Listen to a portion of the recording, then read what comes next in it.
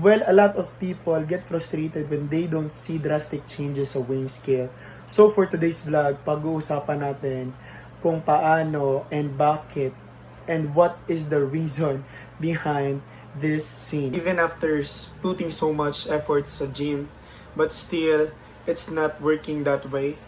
Well, I'm gonna tell you the truth, and here's the thing. There's a scenario, a strangers approached me. Ang tanong niya, sabi niya, bakit walang changes sa scale when I am putting effort naman sa gym and also sa meal tinatrack ko naman? Well, this is the big factor mga kalimit. Well, first is muscle is heavier than the fat. Do you know mga kalimit na mas heavy ang muscle kaysa sa fat?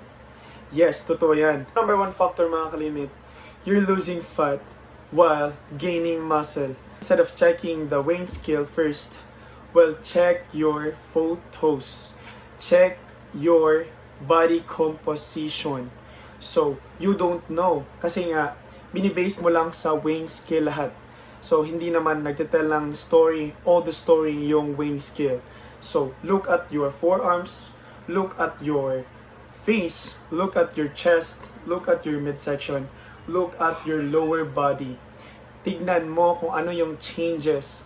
Di mo alam na nag-tone pala kasi nga you're just based on weighing scale. So that is a real big mistake mga kalimit. And instead, obsessing over on the numbers, well, focus on strength and also on endurance. If you feel less tired throughout the day and recover faster throughout the workout, well, that's the sign of improving endurance mga kalimit.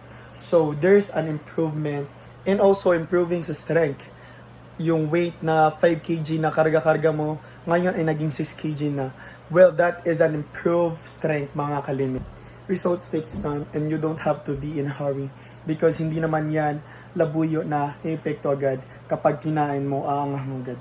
So, you have to be patient and always put the work in, okay? So, this is a big reminder mga kalimit na don't just rely on the scale. Don't be discouraged. Keep that consistency out there and also discipline your thoughts and also your mental health.